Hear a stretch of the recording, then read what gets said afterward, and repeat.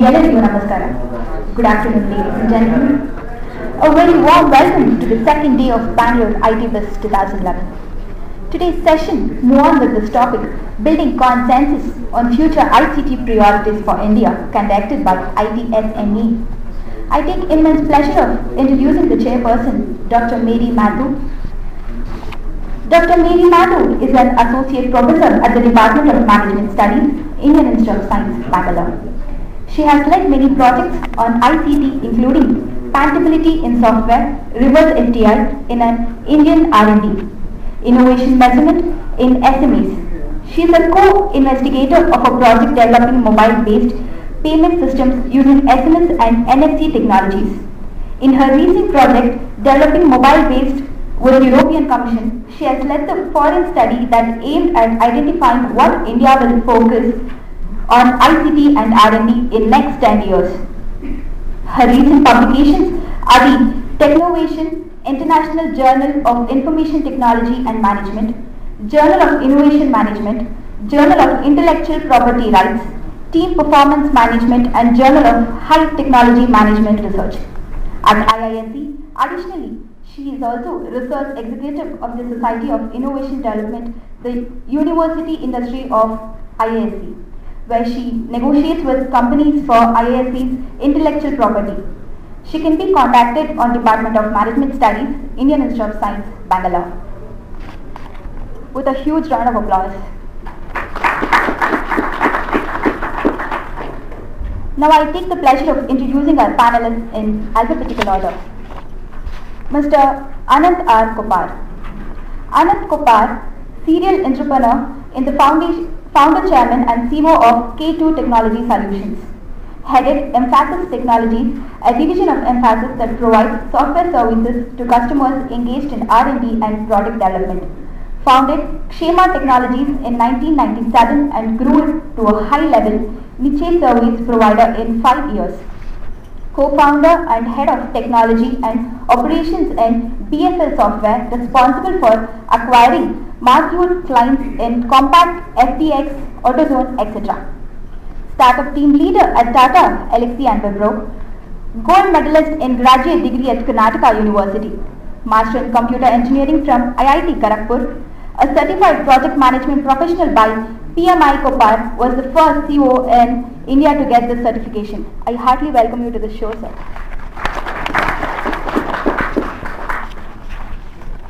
Our next panelist, Ms. Chitra Hariharan, brings an experience of more than 25 years in the semiconductor field, covering physical design, CAD and methodology.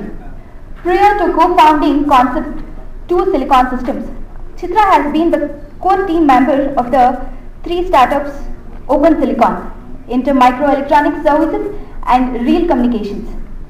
In the 3 startups, Chitra was instrumental for building highly successful engineering organizations. Chitra instituted disciplined silicon engineering practices and delivery flawlessly across the multiple chip implementation projects spanning across the domains like consumer electronics, networking and communication system. Chitra is known for her diligence in execution and built a strong brand for the engineering organization that she has been heading. Chitra was responsible for setting up IT's VLSI Design Center, charted for vision chips, for prestigious indigenous projects in space and defense applications. Her team at Open Silicon was awarded by the Best Design Team by EE Times in 2004. Chitra has been the invited panelist on multiple technical forums and EDA user group events. She graduated from University of Madras and she has taken the Custom Executive NDP program from IIM Bangalore, India. We heartily welcome you, ma'am. Dr. Sotiris Ioannidis is a principal researcher at the Institute of Computer Science of the Foundation of Research and Technology. He is also an assistant professor at the Computer Science Department of the University of Crete. His research interests are in the area of system and network security, security policy, privacy and high-speed networks. He has authored more than 50 publications in international conferences and journals as well as book chapters and has book chaired and served in numerous program committees in prestigious conferences. He is a Marie Curie Fellow and he is currently running a PACE European project and was a principal investigator as partner in the Forward project. He has also participated in numerous other EC and NFS founded projects. We heartily welcome you, sir. Last but not the least, Mr. Swami Manohar. He is the founder and managing director of Limberlink Technologies, where he is currently spreading GEDI and joy of engineering, design and innovation, a mission of revolutionary engineering education.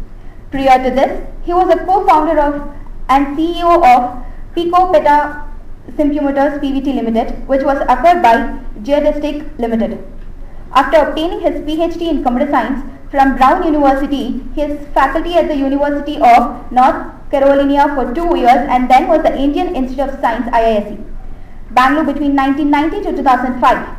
He was on the faculty of the Department of Computer Science and Supercomputer Education and Research at the Institute of while at IISc, he co-invented the computer, was awarded the first Devang Mehta Award for Innovation of IT and pioneered the faculty entrepreneurship activity at IISc, which has science catalyzed similar activity in IITs and also other educational institutes in India.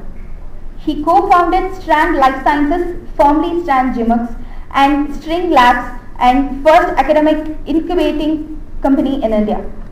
Swami Manohar has contributed to research in computer graphics, visualization, virtual reality, and CAD for rapid prototyping 3D printing.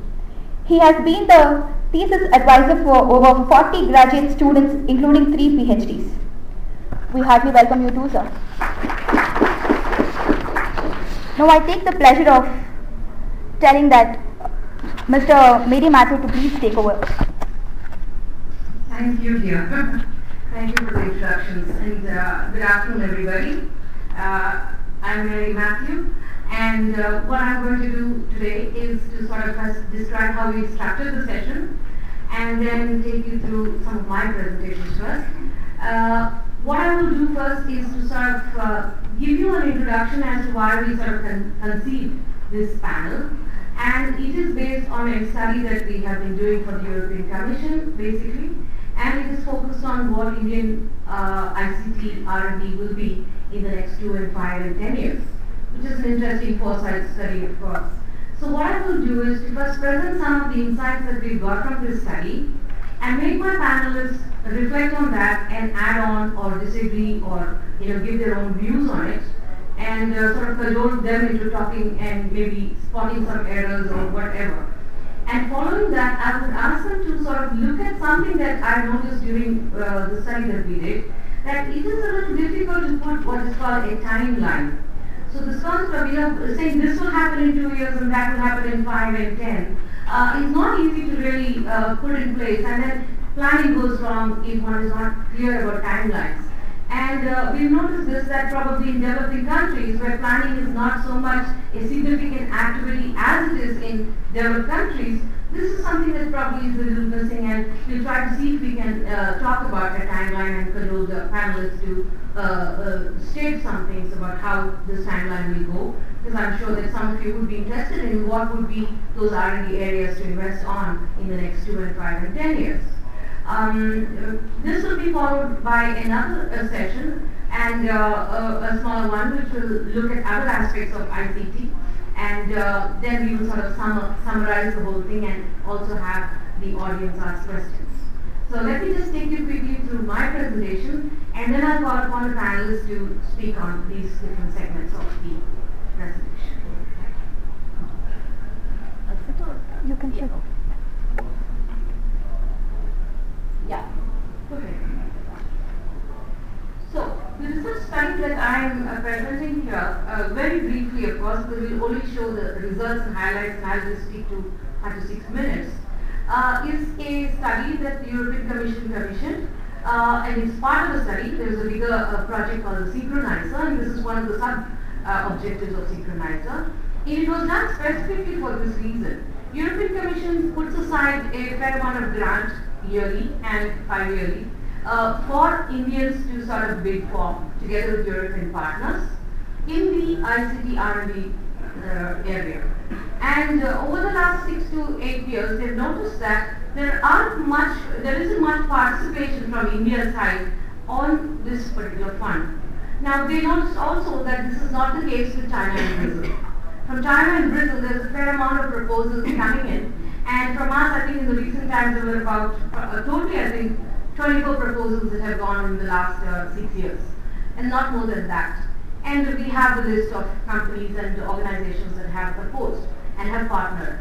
Now, of course, EU has its own reasons for why it's putting aside this kind of fund, and collaboration is the way to go. And it is true also that India has been focusing more on USA as a main client and less on Europe. But nevertheless, they have their own dynamics as to why they're putting forward this kind of fund. And the point to note is that EU was keen to understand why Indians were not coming forward to collaborate with them on ICT R&D. And they have been discussing this over the last 5 years. SYIT or DIT has put aside a group called the Joint Working Group, and the Joint Working Group of India and that of EU have been discussing this issue, and they have arrived at certain technology priority areas which probably EU should call if you expect to get proposals from India. And that is how they looked at it. And based on those technology priorities, they noticed that things were not still coming forward and proposals were not. And so what they did was commission this particular study to see what does India really need. And is India looking for certain areas in ICT R&D? And that's where this whole thing was. So I have conducted deep interviews with about 30 visionaries, as we have defined it.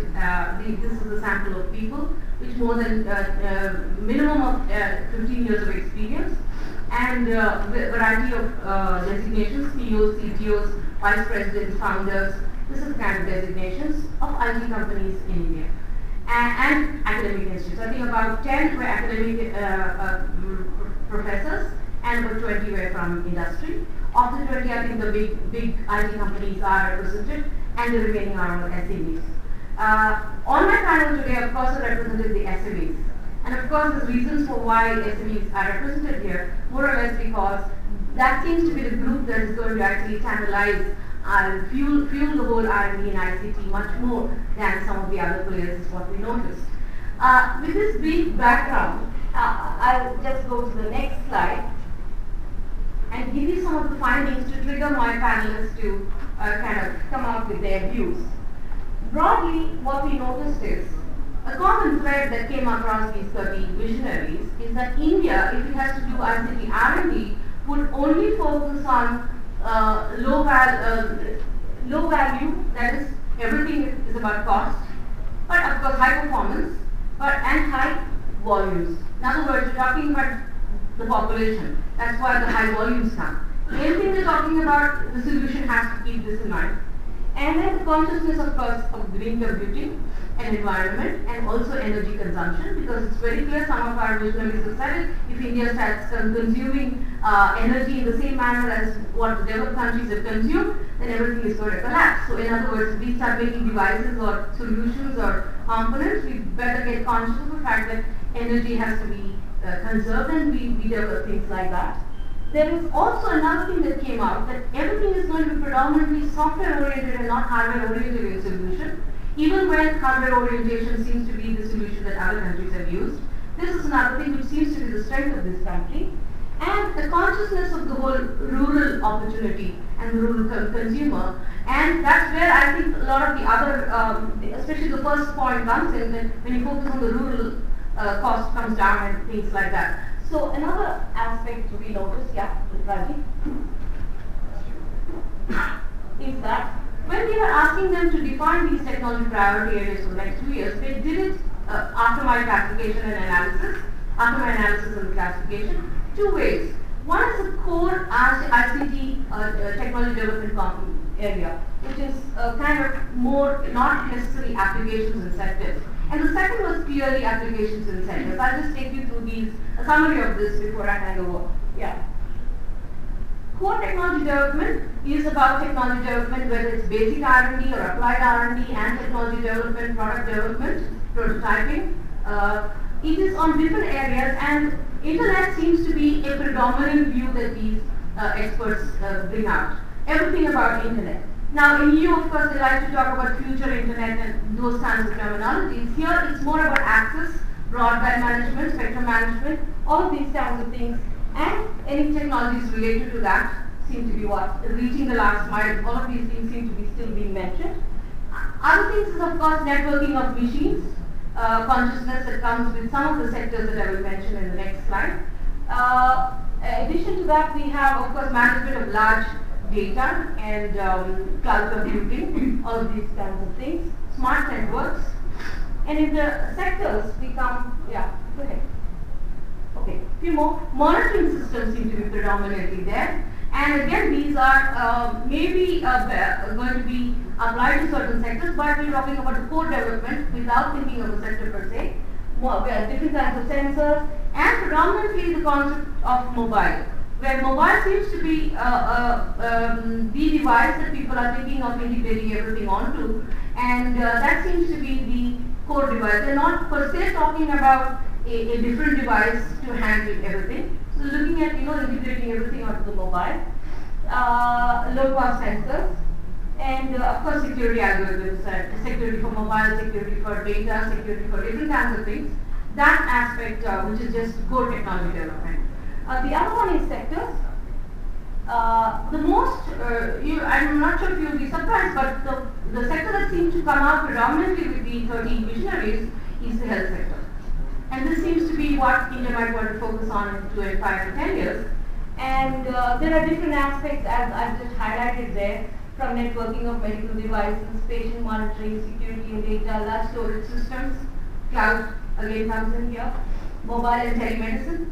These are some of the things that, now the point is that these may vary with regard to 2 and 5 and 10 years, and my panelists will try to throw more light on that. Which one in the next 2 years and which one in the next 5 years and which one in the next 10 years. I think more or less when you talk about machine and networking of machines, hospital machines and things like that, it is something that is more 5 to 10 years and much later, but we will bring more clarity on those things. One more sector that is predominantly coming out is energy and ICT for energy, managing smart grids, managing the aspect of power, consumption of power and things like that. Last one, which is one more sector that is predominant, is governance and education. And interestingly, while we were analyzing this kind of data, we realized that there would be some ICT R&D areas that only Indian government might want to fund, or Indians may want to fund locally, or not particularly go to EU for funds. In other words, there may be some areas that make sense for us to say to you that we can collaborate, and there may be some areas that we will not be able to collaborate. And that's the last, I will have my panelists discuss that at the end. So with this sort of trigger as such, I'll just hand over to my panelists for them to sort of think and sort of speak as to what they think would be the areas and whether they agree and disagree or whether they want to add something more. And shall I hand over to Chitra? Thank you. Thank you, Professor Mary.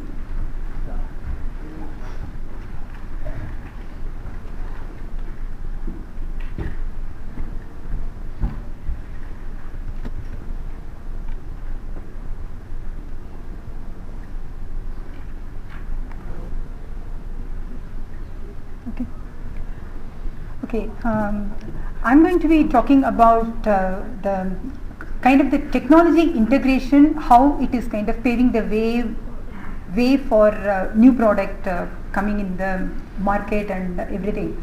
So just to start, a few years before, we were trying to do a design for one of the media player, and we got the design idea and everything, and we were sitting in a coffee shop and then trying to see how the entire design could be realized, because the solution need to be going for an end customer. So we were talking to a few of our engineers. So that time that time the smartphone was not as smart as we are seeing it today, right? So we are just asking all the engineers, okay, what would you want to have in the gadget that you are carrying in hand today, right? What all you would want to be seen in that? Because everyone wants to just carry a single device which can provide all solutions and everything. I'm talking this maybe 2003, 2004 kind of the time frame. So each of us just came up with something like this, okay, I would want a camera to be in, I would want a torch light to be in, I don't want to carry a separate MP3 player. I want to have the TV remote control also in. I want to have an alarm clock, and I don't want to have any one another GPS based system. I just want all the map and everything to be stored in this, and I want it to be having a phone also, right? And that's what we see today, right? I mean, even few years before all these integrations have started happening, all these things have started getting into a single gadget, single device, which we call today as a smartphone, and everything is in it, and much more. And we had few more things also which we talked that day, which had not gotten in. Maybe I would say the Pico projector. I mean, we did not want to have a projector. I mean, while we go for any presentation or anything, we would not want to be carrying a projector along, and few phones already have it, but it's not as popular as some of the other applications that we talked about, right? So similar to this, right? I mean, I really feel like how Professor Mary told, maybe a single gadget would have a lot of the vital stats of the human body. It would be captured in a single gadget, and once it gets into a single gadget, right? I mean, and because it has the compute power, it has the connectivity power, you would be able to transmit the data to various places, whatever that you would want. Once the data is inside, right, you would be able to do multiple other things. So I'm just focusing on the vital stats of human body, how it could get into a single gadget. And this is the heart rate monitor, right? Heart rate monitor, I really feel that, I mean, this you would be able to, with the, what do we need? We need a sensor, we need a good display system.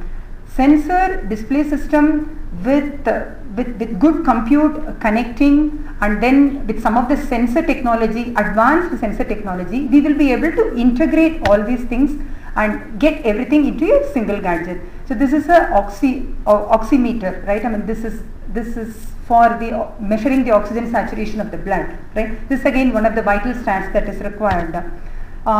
Currently, what you're seeing here is the cuff-based blood pressure monitor, but there are research and activities going on the non-cuff-based blood pressure monitor, so that you will be able to capture the blood pressure also and then transmit to a single device. Again, another thing is the glucometer. Glucometer every day today, I mean, a lot of blood is being shed, and this is the invasive glucometer. There is good amount of work that has gone in the non-invasive glucometer also. There are a lot of things like accuracy and how do you analyze the data coming out of this. I mean, is it breath-based glucometer, or there is a dermal-based glucometer that is available wherein continuous glucose monitoring needs to be done. So the point is, once you have all these things integrated into a single device, it could be any gadget, right? With the power of computing that we have today, with and emerging cloud computing and everything, you will be able to do tons of wonders with the data gathered in a single gadget. I see this is kind of a future trend. I mean, in the coming 2 to 5 years, we all are going to be having a single gadget on which we will be having all these vital stats monitored. That's pretty much I would want to say. And as part of Concept to Silicon Systems, I mean, ours is a startup. We would want to focus on, as the name suggests, we would want to focus on providing the end-to-end product development solutions. So if you have a cute idea, you have a concept, we will be able to partner with you in realizing the silicon-based system and provide the complete solution. Thank you. Thank you, when I was introducing Chitra, predominantly, as you can see, she's a healthcare sector person, or ICT for healthcare, medical electronics, and she's also looking at a single device and what could that be for the many problems and diseases and monitoring systems that we need to put in place for patient care in India, and that's what it is. So, is there anything to add more to the list, or what do you suggest? I would say more would get added. Maybe I just picked up the vital stats that could be used for basic healthcare that could be provided to anybody, maybe in the rural. I mean, the thought that I had here was reaching out to the masses, like how cell phone is reaching to the masses, right? I mean, like that. If you have a single gadget which can carry all the vital stats, then you will be able to give it to the appropriate system, and it could reach many. That's correct. Right. I'll ask Anand to say something because you'll notice a similar thread running with slight variation. Anand, go ahead.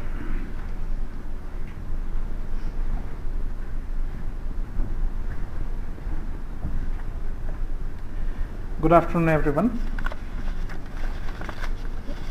The subject for today's panel discussion is a very vast subject, and you will see that each one of us covering only small portions. So I thought before I start, I would give a slightly more insight into what is needed for the Indian ICT and what should be our priorities in the next 2 to 10 years. I think, as all of you know, whenever we want to do something, whenever we start a project, starting from software development to doing some small household work, we all face the problem of resources. And in a country where we are 1.2 billion, it is always a problem to understand that there are no people to work. It is not that we don't have people to work, it is that we don't have people who are trained, who are skilled to do a particular job. So whenever Mr. Narayan Murthy talks about employable skills, all of us flare up saying that we have so many people who are doing very well. Why this problem? It is not that he is talking about one sector, it is that he is talking about the entire Indian scenario today, that we have lack of resources who are skilled or trained to do something. And I think that is one of our major challenges as we go forward. So I believe that education is a sector which needs top priority from whoever is involved in that, the government, the industry, the technologists, the academicians. So there is a need for providing ICT solutions in the education sector, and unfortunately we've been using the standards or the way education is done in developed countries, and I think that is sure shot for failure if we don't indigenize or Indianize that education system, which will allow our people to do much more things. Like many of the vocational trades are falling apart because a carpenter wants his son to be an engineer, he wants him to be a software engineer, so the carpentry will go off, because these are some things which have come from traditions and from family businesses. So we need to have a look at that. The second problem, or the major problem which we are going to face, not only we, it is the entire world which is going to face, is the healthcare. Though we say that we have a very young population, and the largest young population in the world below 25 years of 250 million to 300 million people, we also have a aged population in India which is almost equivalent of that, which is same in the US, which is same in the European countries, which is same in Japan. So many places we face that problem where you need to make healthcare accessible. A peculiar problem in India for healthcare is the access, because we have remote villages. As per the last census, there were around 638,000 villages in India, which are at least 35 kilometers on an average away from a taluka place, which is a town, which we call as tier 2 cities. So reaching the healthcare to remote areas would be a bigger problem than what all of us are thinking today. Probably this problem will be in a serious mode in the next 3 to 5 years. I think we need to see how IT or ICT, I am including medical electronics into this definition of ICT, and that needs to help in reaching and making it access to the villagers. I've been doing my pursuing my research, and I've just submitted my thesis in the last month on rural health care. How do we provide the access to the villagers for normal health? And it's going to be a challenge as we go forward, because whenever I go and show a device like Ms. Chitra Hariharan talked about, you can see a device in our stall here where we have integrated ECG, blood pressure, temperature, respiration rate, everything which could be measured at one point with the system uses lesser power and it is eco-friendly. It can be run on a UPS which is charged by a solar panel, or the power whichever is available at any point in time. So when I go and try to talk about this, the first question people ask is whether your device has accuracy, and what is the accuracy. I say plus or minus 3% is the accuracy. So 97% I'm going to give an accurate result out of these gadgets. Suddenly people will start questioning that this accuracy is not enough for health care. You go to a hospital, most of you who had some ailment or the other, go to the hospital. Who checks your blood pressure? It's an intern who has just passed nursing in a nursing college, and there are hundreds of nursing colleges around in Karnataka, and she won't know how to measure your blood pressure. So the accuracy you are talking about is not there in conventional systems unless a 25 years experienced person will measure your BP, which is 1% chance that he will measure your BP. So I think the focus for us, if you get into these sectors of education and healthcare, particularly healthcare, it is not about accuracy or confidentiality or security.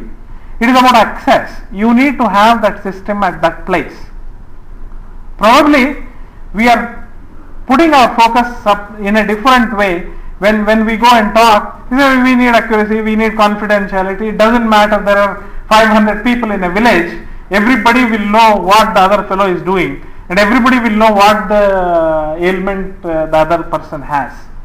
So it is no more a requirement for the Indian scenario. I think there is a need for a priority for focusing our vision away from accuracy and confidentiality to access.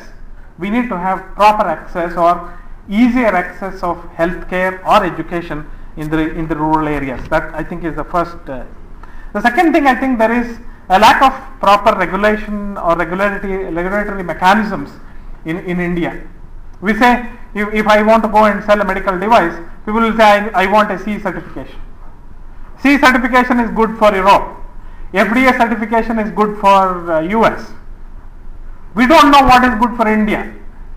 If I have to get a FDA certificate or a CE certificate, a device which I can sell for 1 lakh rupees, I have to increase the rate to 5 lakhs, which will beat the purpose of having a low cost, high value or high volume item, and that is, I think, suppressing many of the R&D activities in India. So do we need to have Indian certification bodies who will certify these devices for the Indian use? As a first step, I think that is a requirement. If you go 2 years, 5 years down the line, after we provided the access, we will go and see what is the accuracy, what is the confidentiality, and I think we are not prepared for that at this point in time. So 2 years or 3 years later, when we have access of healthcare to all the people, then we will go and say we need to focus on this. We need to focus on developing apps which will definitely be can be used in the rural settings. I don't know, we've been enamored by the information that 600 million people use mobile phones.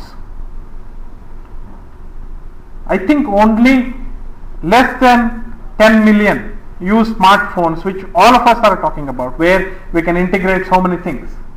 All the other devices are 1300 rupee devices.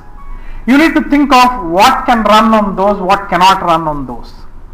I think if you develop applications which will run on a small phone, that will be the one where you will have reached the mass. I think that we need to keep in our mind. So as mobile technology is taking place, I think mobile is the medium where we will go ahead. Probably in the next two years we will work on 3G. Maybe 2 to 5 years later we will work on 4G, and whatever comes out of the development in the developed countries, we will use that technology. We don't need to get into the basic research of that. 5 to 10 years down the line, I think the technology where we need to invest as India is the nanotechnology, where you need to fund that nanotechnology from today so that we have gadgets, devices, applications which can be used well in the next 5 years. I think one of the priorities for funding in the Indian sector today is nanotechnology, which is early, so it is very difficult to know how to fund, but I think there is a funding required on this. So basically the medical electronics, the nanotechnology and the mobile technology are the technologies we need to invest in the next 2 to 10 years. Thank you. Anand predominantly comes from the ICT in education and ICT in healthcare sector. And his, when I was interviewing him, I remember him mentioning something that may interest you about the nano side and the need for us to look at nanotechnology. And he sees a parallel with the whole ICT software industry as it has grown in the last 25 to 30 years in India. And he sees that the way we went into that area without having really a background to it, we adapted it so well, and then we are now probably leaders. In that same manner, he sees that India is going to go into nanotechnology and sort of become masters in that probably in the next 10 or 15 years.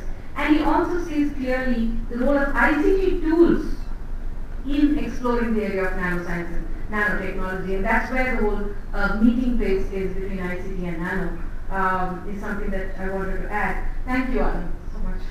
Yeah, I will ask my friend Dr. Ioannidis to just hold on, because I'm going to ask Dr. Swami Manohar to speak next, because I have a reason for holding on to him just now. Swami, thanks. Good afternoon. Happy to be here. Want to just remind people here, one person, a visionary, who made this event possible today, the IT.Biz. The first one, Sanjay Dasgupta. Sanjay Dasgupta, how many of you remember or know him? I have the privilege to know him. I think he was the first IT Secretary of Government of Karnataka, and he had the vision 1998 to start IT.com. And not only that, along with IT.com, he set up a conference called ICT for Development, a seminar called Global Village, what ICT can do for developing economies. And that is, in that seminar is where myself and my colleagues got involved, and then for the next 10 years have been a roller coaster ride with ICT for technology and development and so on. The SYNCHRONISER was conceived as a follow-up to the discussions we had in that seminar. Okay, and I want to remember Sanjay for his vision today. Okay. Second, when we look at ICT for development in 1998, that phrase was fairly new. Sanjay really coined that in some sense, and it's become very popular in the subsequent decade. And we came out in that seminar with what we call the Bangalore Declaration on IT for Development. Okay. Looking at what we can do with ICT to improve the lot of people's lives in India and similar countries. And one key phrase from that declaration is uniquely local solutions for uniquely local problems. Okay, that kind of summarizes what technology can do it can only do if it is localized to the local problems. We'll put that aside. When you look at ICT for development 10 years down the line, one thing that most of us have to remember is that the government, the Indian government along with the state governments, are the biggest spenders of resources in this country. Okay? And what do they spend on? Food, shelter, healthcare, jobs, education. Right? Now, if you combine the amount of money spent in all of this, just take one. Money spent on benefits for below poverty line families. It's a whopping 70,000 crores a year. Maybe 2 years later is my data, so maybe it's 80,000 crores a year. Okay? Now 80,000 crores, according to government estimate, only about 20% actually reach the intended beneficiaries. This is government estimate. The rest is on administration, misdiagnosis of who is the beneficiary, who is not. Benefits reaching non-entitled persons, benefits not reaching the entitled people, 70,000 crores.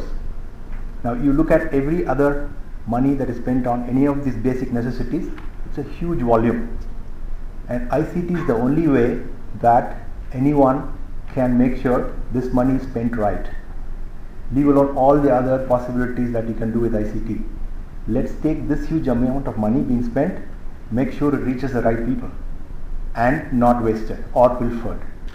Now once you do that, the economy, the life, the standard of living, all of that is bound to go up. So given the fact that ICT can potentially play such a huge role, we tend to be 10 years down the line finding our way still. Nobody really knows how and what ICT will actually benefit.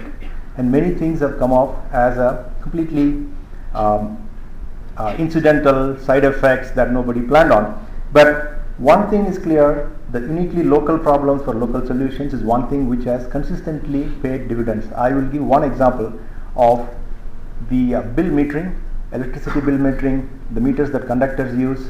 Is Balaji around? Balaji is there. It's one of the entrepreneurs who's been working on it for 10 years. He has now put about 50,000 power meters across the country and 50,000 meters in bus conductors. These are devices which were evolved over a 7-8 year period, and finally they are now everywhere. Now I am sure all of you have people coming to your house doing king on the meter and taking it off, right? It was a dream in 2001. Okay. Now how did that happen? It's not because of any fancy technology. Apologies to Balaji. Okay. We as technologists, myself included, tend to think of technology being a fantastic thing. So when we started all of this in 1999, our approach was 90% technology, and we had to take care of some minor 10% things, and the technology will go change the world. 10 years later, it's 10% is technology. 90% in India is something else. And if you do not remember that, we will come to a lot of heartburn, okay? Personal experience. You think I have this fantastic technology, fantastic device. No, it does not, it's not enough. The solution using ICT as a small component, how to deliver that into the Indian context is where most of our innovation has to come from. Just take a random example, telephones, mobile phones, right? None of the technology involved in mobile phones was invented here, right? None, absolutely none. Now, India is the highest growth country in terms of teledensity, access to mobile phones and so on and so forth. What Indian telcos did, Bharti for example and others following, is to innovate on the business model of mobile phone delivery. They converted the model into paisa, per minute. How can I deliver a minute of call at the lowest cost? Everything else is incidental. I don't care what technology I want to use, I don't mind. So that focus on the end solution, which is cost per minute, is a huge model which is being studied as, I don't know, in business schools or whatever, as to how a technology which has no component invented here has been innovated so that it is reaching the 600 million people. So my message is, one of the reasons why EU proposals in ICT for development, etc., not going ahead is the two communities. One, who are the companies and people who are trying to deliver solutions. They have enough and more of a task in assimilating, modifying, customizing existing technologies to deliver a value to the end customers. They do not have the time to innovate on pure technology, to start from scratch, because creating new technology of the kind which drives Google and others is a huge R&D enterprise.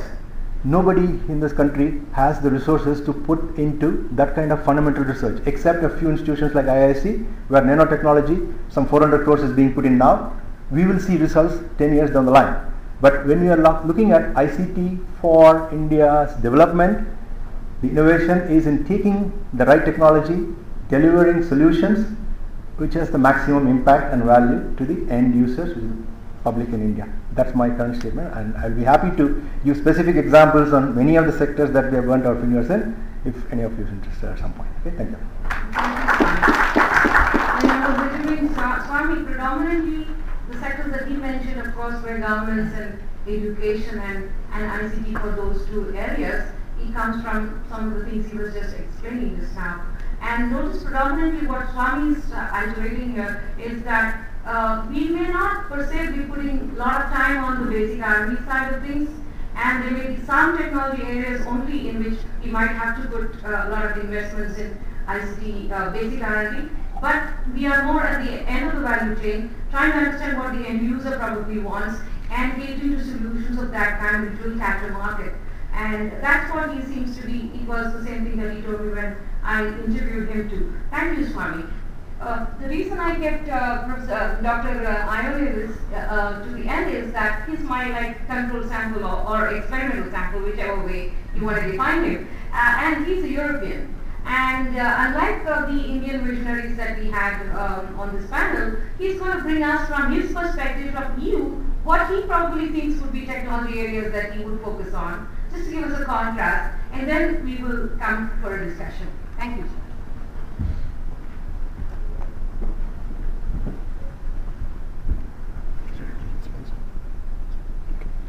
So first of all, let me thank you for inviting me to this panel. It's great. Actually, it's my first time in India, and I love the place, so it's a great place. I'd love to come back, and I'm sure I'll offer another opportunity to come back, especially if we have more EU-India projects. So there's a huge disadvantage going last, because everyone else has taken your talking points, and there's nothing to talk about. But there's also a great advantage, since everyone has, sort of made your case. You don't have to prove anything. Now, I'm an academic. I do research. Opinions expressed here are my own. So I'm not working for the EU or anyone else at that level. I'm a researcher. So it's very interesting because what I had in mind is talk about challenges in computer systems. And the previous three speakers, and especially the last one, Swami, made a very interesting point that there's this dichotomy between what is important here in India and what we may think as important problems in Europe. So you here have real problems to solve, like deliver solutions for 1 billion people, whereas my only problem is how to write a paper and get it published and get it cited. So there's this difference there. So when I think of problems, I actually work at a much lower level than what the previous three speakers were talking about. I'm working at the sort of close to hardware, close to the operating system, close to the application. It'd be great to have real problems to solve, in a sense, like I have to deliver a solution to a person. But in order to be able to actually deliver the solution, I have to solve all the other problems that lie in the lower levels. So hopefully I'm contributing by providing the tools and the mechanisms and the hardware and the software, so people like you guys can actually provide real solutions to real people and actually make a difference. So I think the rest of my slides is pretty much irrelevant because this is actually the important point.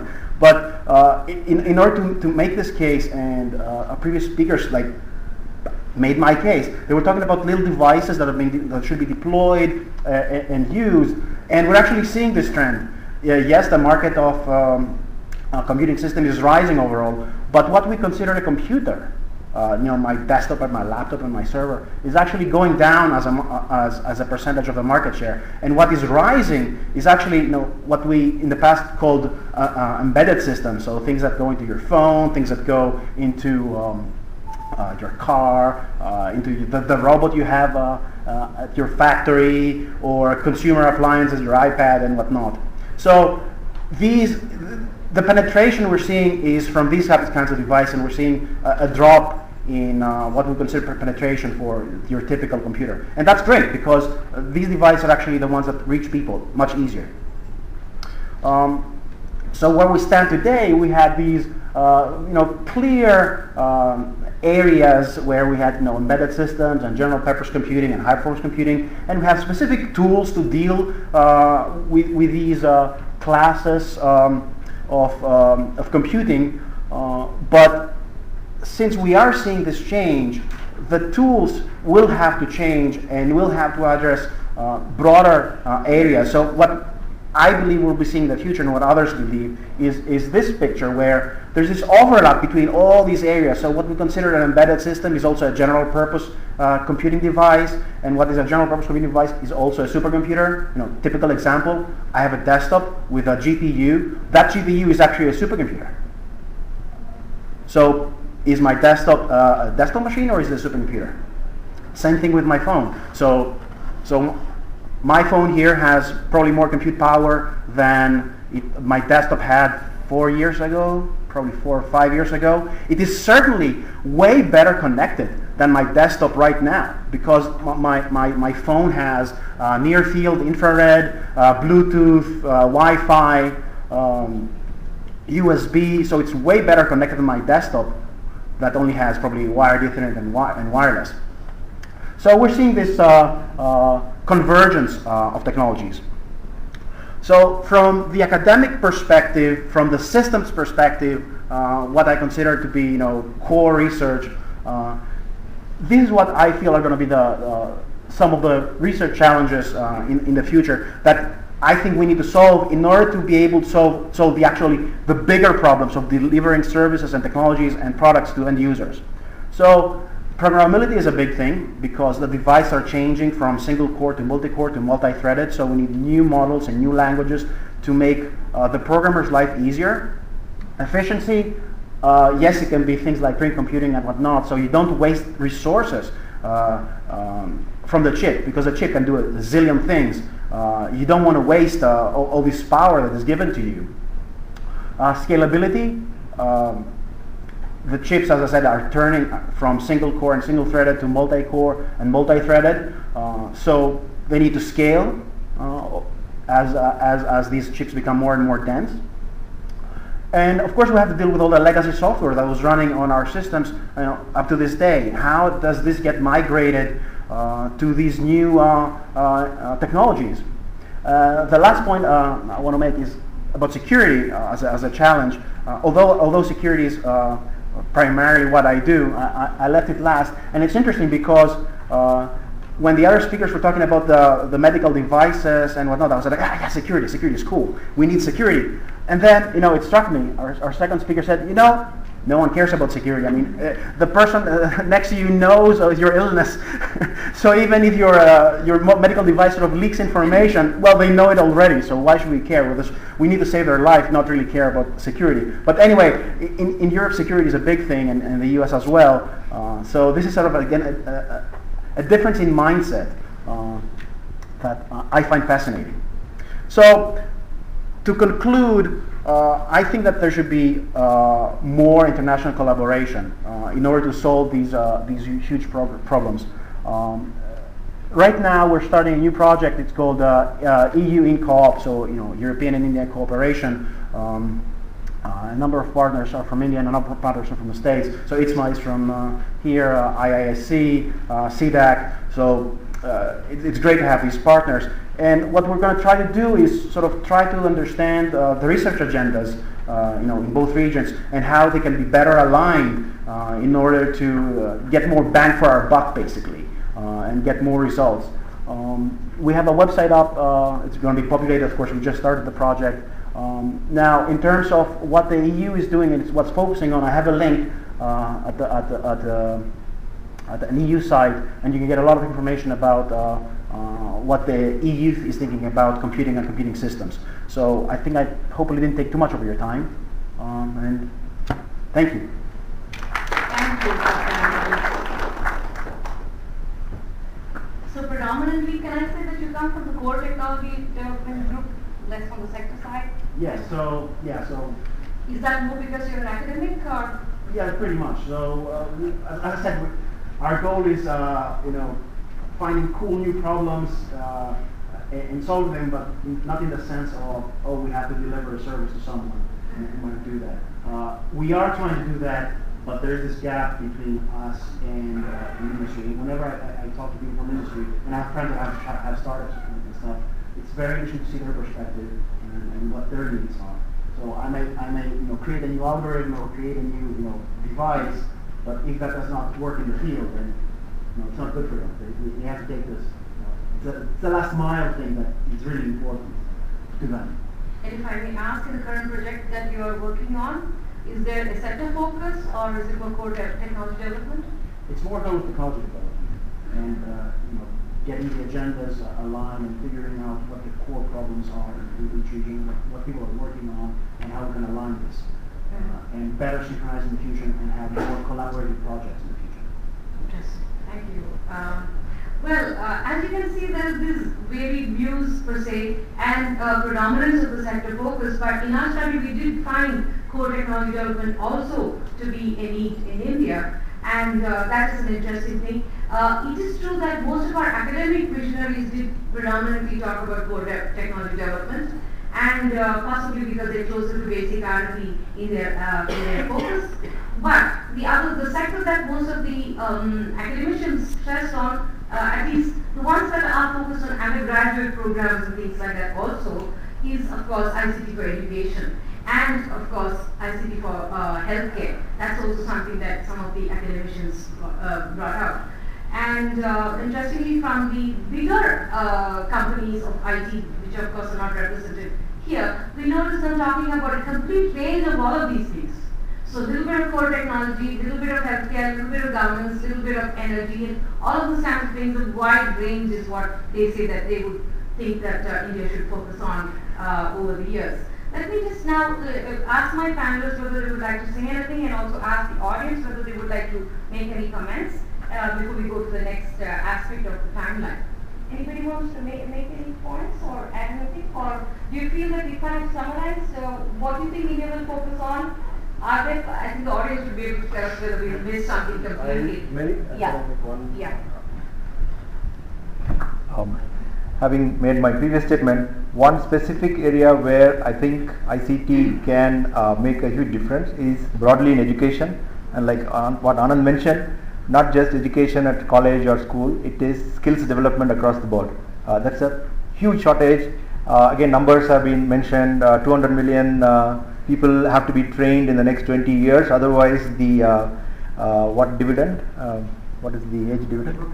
Demographic dividend will become a demographic millstone, because this 200 million people will have to be fed and taken care of by the government. So unless we train them and make them productive, we will lose this edge, which is a lifetime opportunity. We are not going to get the same dividend anytime else. So to do this skill upgrading across the board, technology has to be there, and we have to bet on technology. Personally, what we are betting on in our company is to look at engineering education. Surprisingly, that's an area where we are delivering 750,000 students with B certificates every year, but I think most people's considered opinion is 90% of them have no idea of engineering, and maybe I am being nice, but it's going to change to 1 million B certificate holders every year 4 years down the line, and we believe it's a waste of national resources. These people spend huge amounts of time, money and energy in getting the certificate, and prior to that 2 years, 3 years of coaching classes to get to B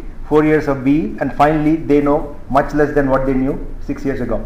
So we want to focus on how we can upgrade the quality of engineering education in the country, and we are betting on ICT to help us to reach out to a large audience. So that's the other comment I wanted to make. Thank you. Thanks, Ronnie. From the audience, yes, sir. See, I heard a common sentiment across the speakers that basically we have to target our technology adoption to the lower end. Somebody said 1300 rupees cell phone and so on and so forth. But if you see the application of the technologies to problems has a basically funny way of basically evolving. It always starts at the high end. Okay?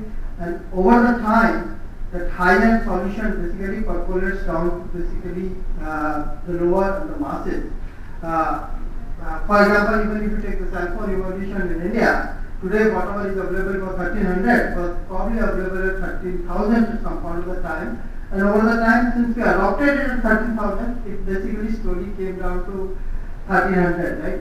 If you take example of Apple, the latest technology they first put in the iPad, and then they bring it to iPhone later on, and then it percolates down. So, us targeting basically the newer technologies to solve the application problem directly to the very low end is not necessarily the best way. If I can provide a medical solution on the smartphone to begin with today, maybe 3 years down the road, the same capability which the smartphone has today, the 1300 rupees phone will have basically 3 years down the road. But if I don't start now and wait for that to happen, basically my 1300 rupees phone, when will have that capability to do this kind of a thing, then I will miss the boat. And it happens worldwide. The technology always starts at the high end. All of us remember the Motorola cell phones, basically that's where it started, military and all of those places. And today it is the world over, right? So I think we should keep the lower end in the sight, but not necessarily target the technology adoption only at the low end, right? If you adopt it, whatever end is possible today, it will automatically percolate down to basically the required end. That's my point. I would like to basically hear the comments from the experts.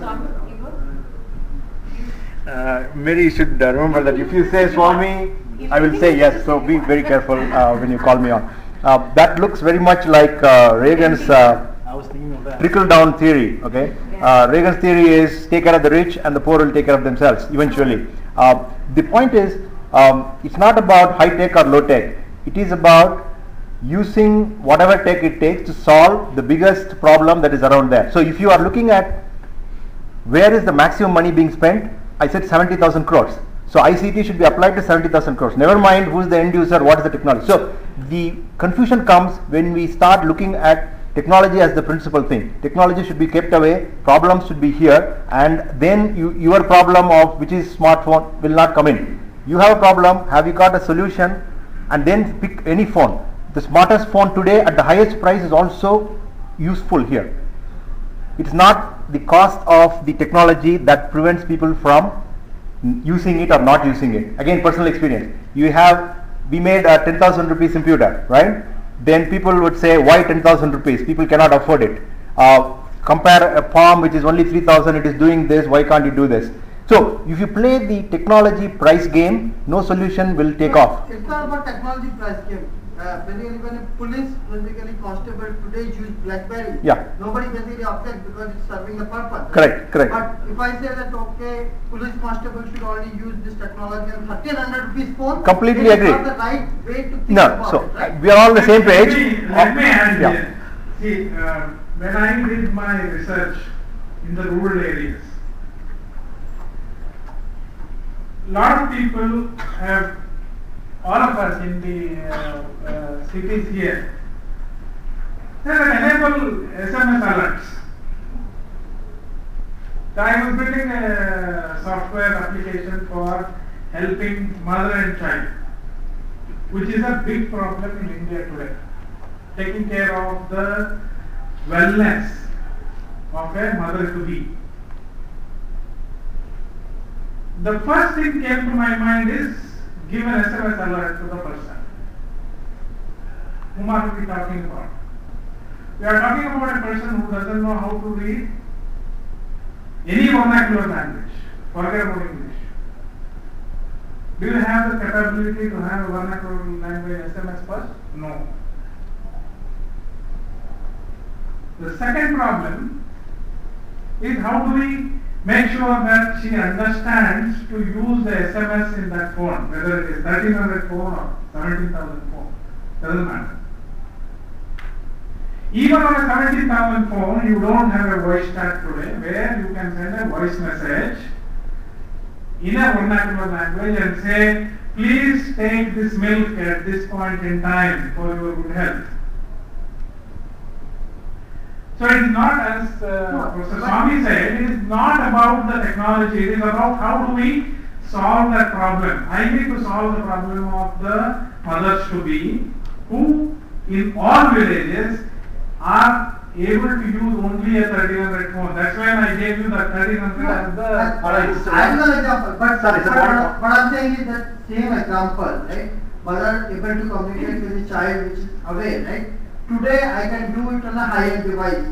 If we enable that application today on that high-end device, tomorrow it will reach to basically the intended person, right? Because I can't do it on the lower device. No, that is... But should I adopt the application? The issue is not this. The issue is when do our 500 million poor people get the technology reach? It will reach. First let me get the technology to 5 million people. 500 million I want to say something. Yeah, so the same example Anand gave, the question is not whether the phone can support multilingual SMS. The same 1300 phone can certainly send numbers, right? And people understand numbers. The innovative solution for the same problem is to give all these people through your primary healthcare workers a sheet which says, if you receive a text message with 123, drink milk. 786, go check the doctor. 999, go do this. Give this sheet through the primary health worker to every expectant woman and tell her when an SMS comes, look at the number, look at this in your local language, go do it. Right? Completely removing the barrier, right? Wait. Basically, Sorry, can I complete? The point is, if you are waiting and if instead you say a smartphone with multilingual capability as well as application and 3 years later it's going to go there, you miss the opportunity of giving a solution today with the phone the person has today. It is where I mentioned about unique solutions for our local problems. Nobody outside India is going to think about a lookup table of numbers to messages because we have the need. It's exactly why India is a place which originated, give me a missed call. Nowhere else it is there. It's like when we tell the students, when we're teaching them, we tell them things like, you must understand this phrase, you should know, I understand where you're coming from. And some students, peculiar, they don't understand the phrase at all. Andhra or wherever else is where they're coming from. Then we try to teach them that it's the mental paradigm from which, and the background from which the person is coming, and it's cognitive.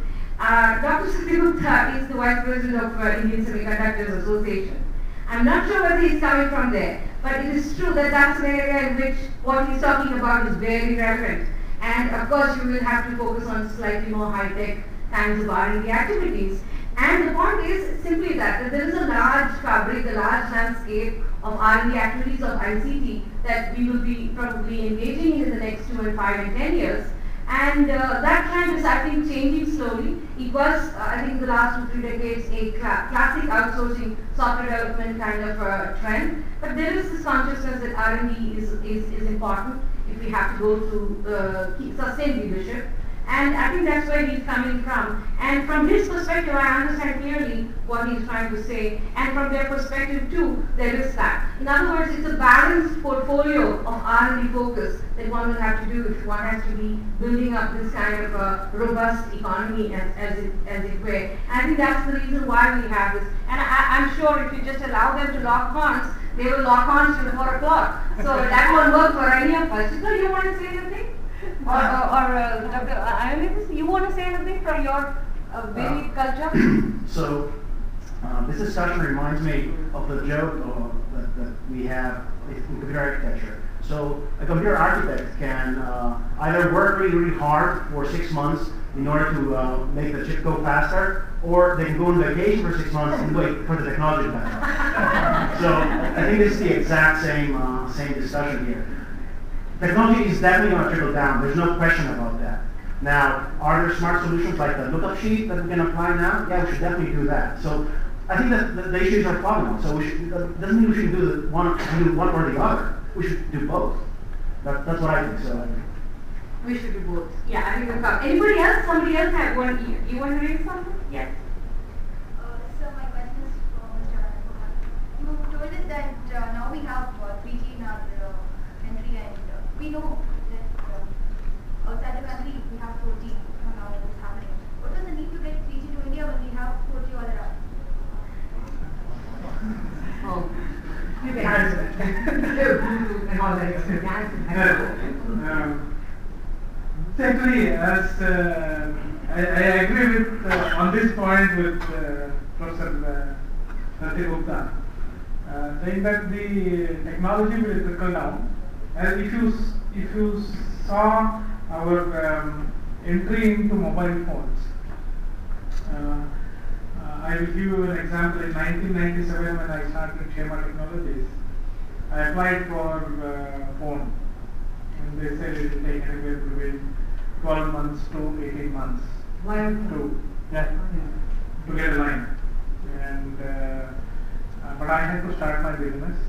It was a boom period, and I could not wait for these fellows to give me a phone line.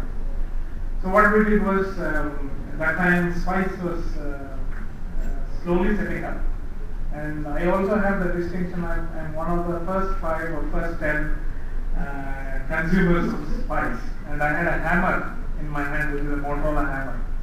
I could do all hammer work with that, but that was a savior for us.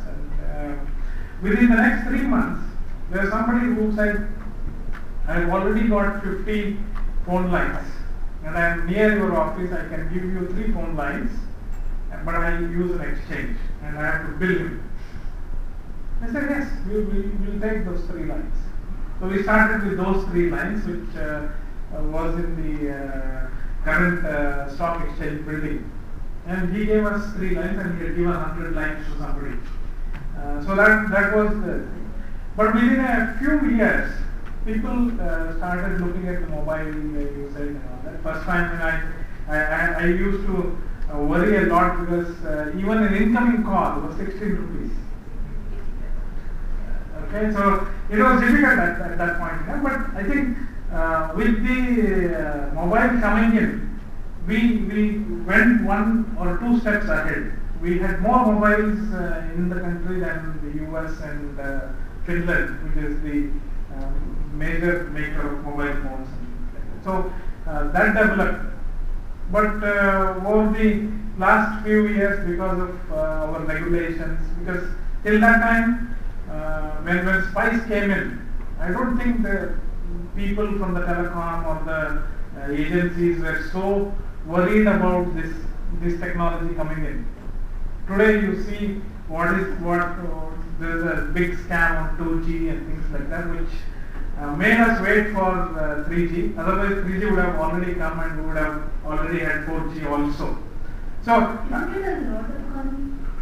no, I don't think, because there will be people who will be using that, there will be people who will be using 4G. So then the strata of the society, there are elite people who will use 4G, there are not so elite who will use 3G, and we use 2G. I guess answer is not economic, right? If you take the capex required to put the 4G network in the country, it will require the operators to earn at least basically 4,000 to 5,000 rupees, what they call ARPU, right? Average revenue per user, right? But if you look today, the ARPU in India, it's about 90 to 100 rupees, right? So that big gap basically will have to be. So it's purely not technology question; it's more of economic question. Is that if you have enough people who can generate 4,000 to 5,000 rupees ARPU, then you can, like, by 4G you can apply the 5G also, right? Or whatever the LTE, the next generation is, right? But there are not enough people who will give that revenue, the missed call, right? The unique concept in India. that kills half the revenue. In the US, incoming college charge. Right? In the US, We'll take it offline then. there's more of the economy. Next time we got this, they better invite a lot of economists, I think, to come and join the technology because it won't work. Anybody else has anything? Otherwise, yeah, quickly. Yeah, I have a question to Swami regarding this thing on the education part, the engineering education. Fully concur with you on that. But I've seen a lot of initiatives taken by the government of India in terms of SYNCHRONISER ICT and all those kind of things. A huge number of videos are available. The technology seems to be there. There's a lot of funding that is being available for engineering colleges. But when I speak to my friends in the academics, I don't see them being used. It seems very sort of surprising to me. Where is the gap? What's the problem? Same comment I made about technology being only a small part applies here as well. If you ask an average engineering college student, the reason for going to college is to finish this 4 years somehow, get a certificate, get an IT job. And today, fortunately or unfortunately, most IT jobs are given to people whether they know any engineering or not. In fact, I know cases where a person knows more engineering is not given because he is more likely to leave. So the hiring, the carrot at the end of this 4 years, is for people who have smarts in answering aptitude, teamwork, whatever, etc., which the current major employees or employers are looking for. There is no incentive in the market to pick up core engineering skills. Unless the economy changes so that people are getting hired for the real skills and paid for the real skills, none of this will have an impact. These things will have an impact when 4 years down the line, when there is a huge crash in the software services market, when people can no longer be put on the bench for free, then only those who have engineering skills will get hired. The message will go downstream. Students will say, where can I get engineering skills? Then they will go to this lab. Till the time, no amount of saying it's good for you isn't going to work. That's why it's a solution. It's a system problem. We are attacking solutions for a virtual lab in concepts which nobody right now wants. So that's it. There's not enough competition also. I have a question regarding this thing. Let's say I'm producing 50 lakh mechanical engineers who are really good mechanical engineers and they want to do mechanical engineering. Are there enough opportunities for them if they don't go to IT? See, the opportunities, so if you look at engineering services globally, I'm pretty sure you know about this, right? That globally there's a shortage of skilled engineers across all domains.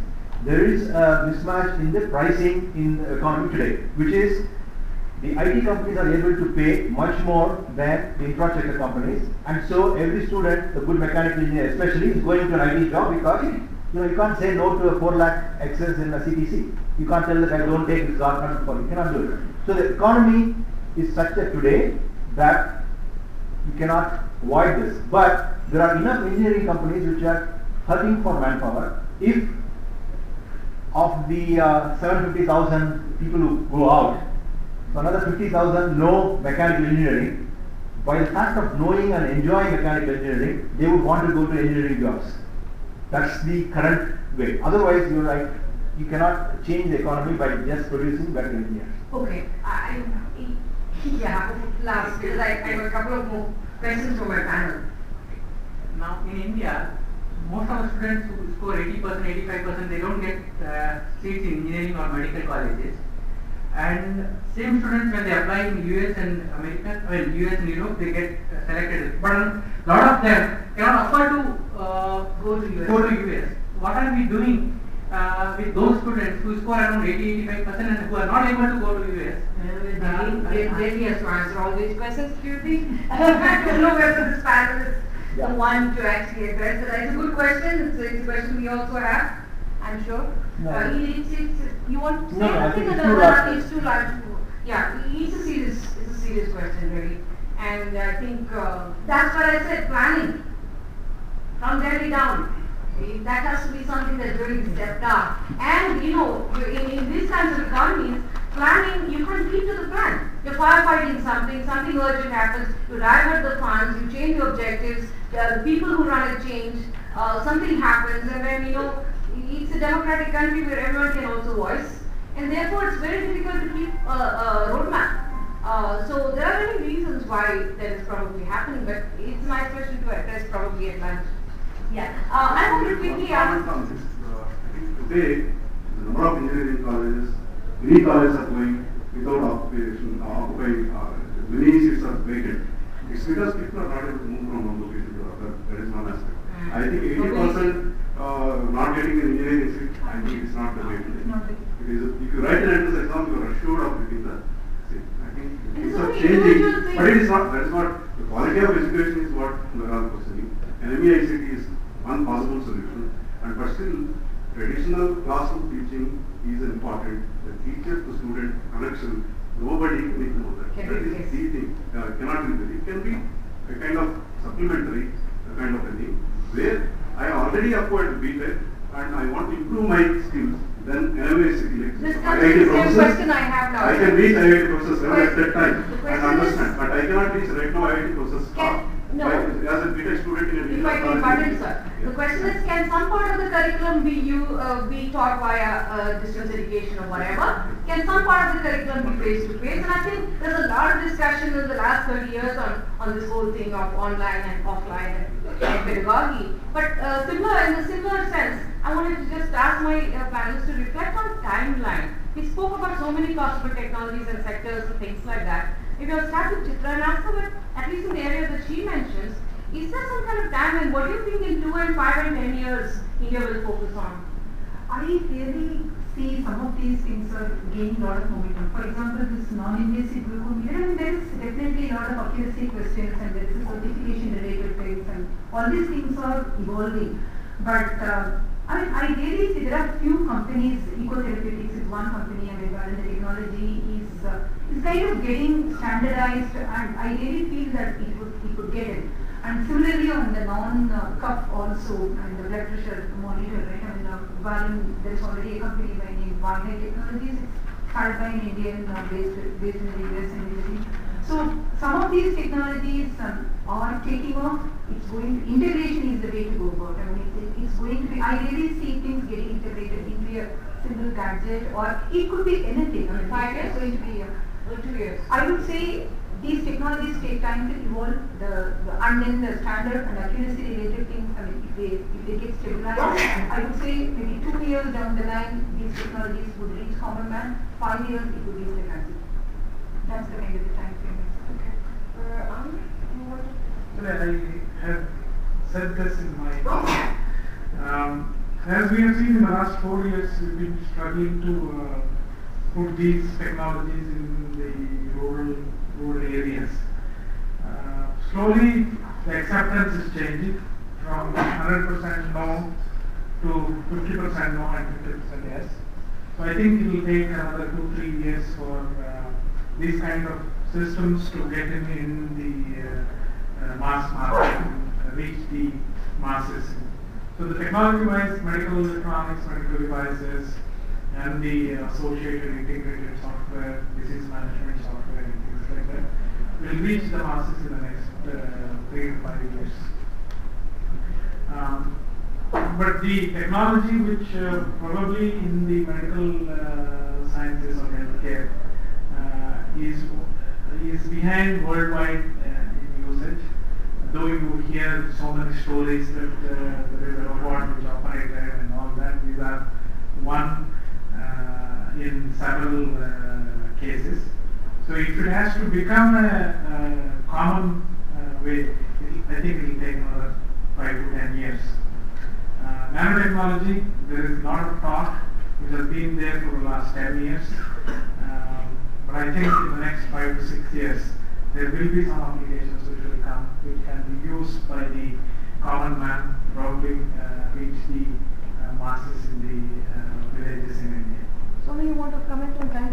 Quick comment based on personal experience. The Distributor 2001 was the prototype that was launched.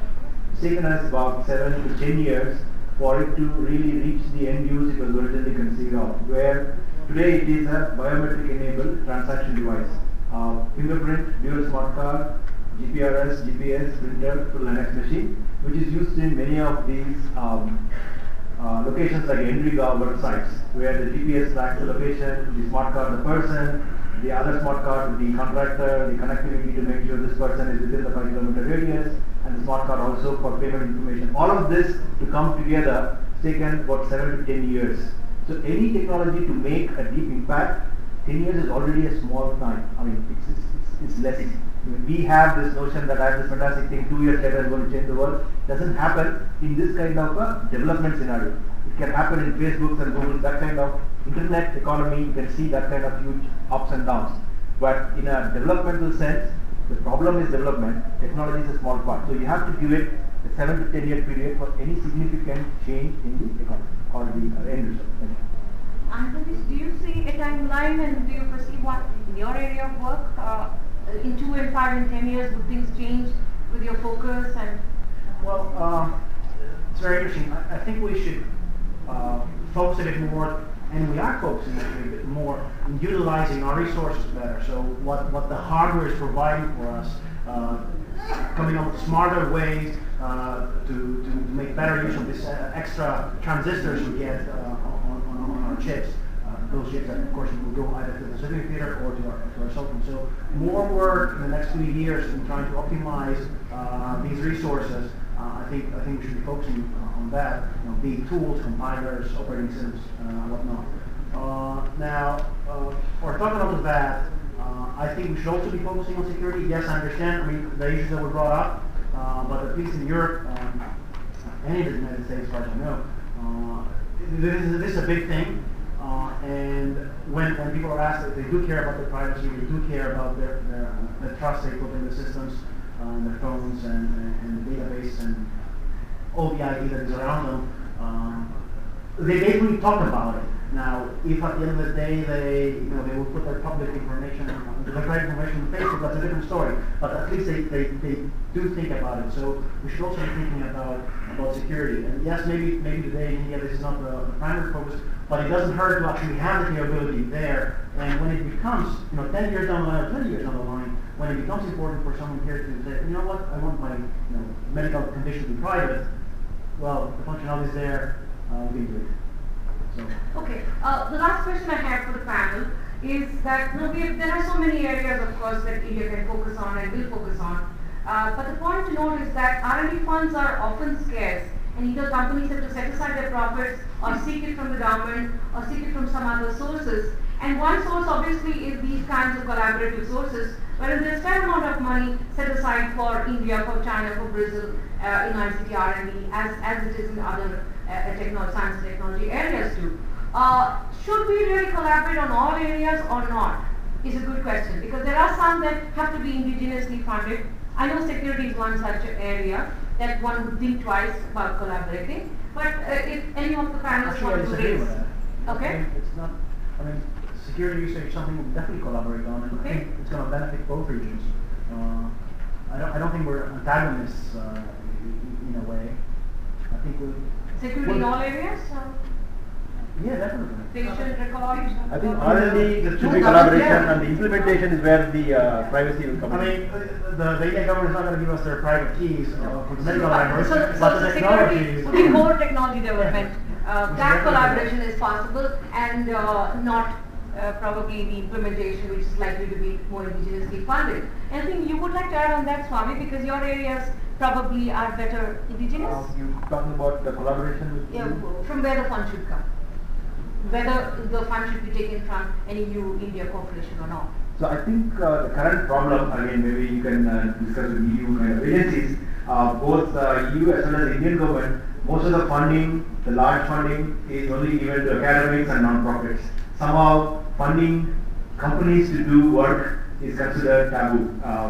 Unlike in the US, where most of the technologies get developed by well publicized, transparent processes of paying the technology companies to develop new technologies and consuming these technologies when they get developed. That system doesn't exist in India. So government funds academics, and the research has to eventually go to companies, and we hope something will come out. Government does not fund companies to do research.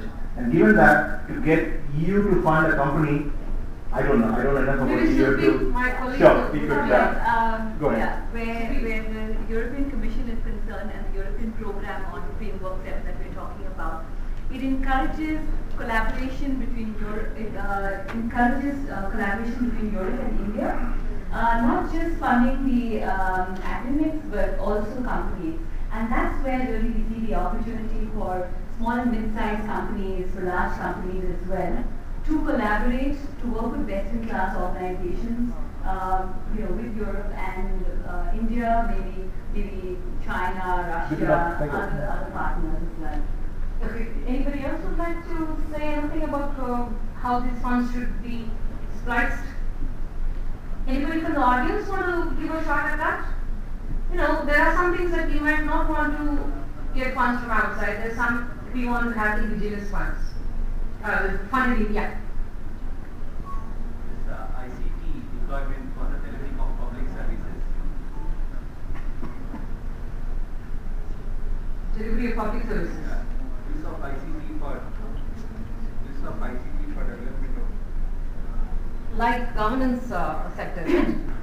When you say public services. Yeah, basically governance services. This area which I studied in 3-4 different states, and the first problem that comes forth is the power, the stability of power in the rural areas. This is a major bottleneck for seeing that these things are really useful to the people. That's the area we find that there is not much support, maybe from the government side. This is an area where the funding can help, because the electricity situation is very bad, and until we address that issue, we will not be able to give a reliable service in most of the rural areas. Second thing is the lack of applications. There is applications which really make a difference to the livelihood of people. That is what people really get attracted to by such services, if it's going to make a difference to them. Just for browsing or some kind of thing, it's a limited use, mostly students use it. But when the public have really come in, leaving their work and use it, it has to look like even health or whatever it is, it should make a difference to them. So such applications to be developed, see that there are many organizations of government which are capable of developing such applications, but they are largely underutilized. And the collaboration also is at a low level. You see, we are reinventing the wheel. Most of the agencies are doing the same thing and wasting resources. Yes. And lack of infrastructure in rural areas, like a building. A proper building is not there to conduct a video conferencing. So then what's the purpose of the technology video conferencing solution that is available? That's where the government and public have to invest in some sort of at least one good building in every rural area, where the people can come and we have a proper power there. So that we have, for example, a laptop is a better solution than going for a desktop with UPS, because it's costly, and nowadays new laptops are coming up below 10,000, where the power problem is not. These kind of approaches where the government, the private sector and the academic institutions collaborate to see that the resources are effectively utilized to make a difference to the people. Does the audience feel overall that in e-governance especially, most of the funds better come locally and we don't have to have these foreign partnerships? Before we go there, in terms of the R&D, basically collaboration and money spending between EU and basically India, I think couple of things where the need and strength will match is that basically the human interfaces and the sensors. Okay, that's what basically, if I see a difference between a computer and cell phone has a very natural basically interface, and that's why it became so popular to the bottom of the pyramid as well. Whereas the computer has a very non-natural interface, right? So human interfaces, and Chitra talked about these all biomedical devices and so on and so forth, they are all basically, the key technology there is the sensor technology. So, and Europe, basically a lot of companies as well as universities are very good in these areas, like companies like IMAC, Philips and so on and so forth, right? So a collaboration in the human interfaces and the sensors will be very useful investment of basically the R&D money between the two partners. Okay. Anybody else has any input to that? Because otherwise it's already past 1:30 and it's lunch, and I know we have to start concluding and summarize. So I think what we tried to do today was to sort of assess what are those areas of ICT R&D we will focus on in the next 2 and 5 and 10 years, and some of the areas have come out. And there are other methods to do such an exercise. And in the Synchroniser project, There are other ways in which we are also parallelly getting this kind of data, and we have to triangulate finally to understand what probably India might focus on and where the funds should come from and what timeline and things like that. And if anybody wants to see the report, I think you can contact Sylvie at some later date, maybe after 2 months, and the report will become public and available. The report will also have a commentary on what the Indian government has chosen to be the technology priority areas and what experts have commented upon those priority areas. It's interesting that the government has chosen more to do with internet access and those kinds of areas, and less on what we have discussed today. And so it's a strange kind of a balance that one has to bring out when one is actually projecting what India will focus on, and it's a wide country, and it's quite a challenge with difference of opinions and difference of views and difference of paradigms from which each one comes up. So with that, I thank the audience for the patient listening, and I thank my panelists for their active participation, and thank you one and all.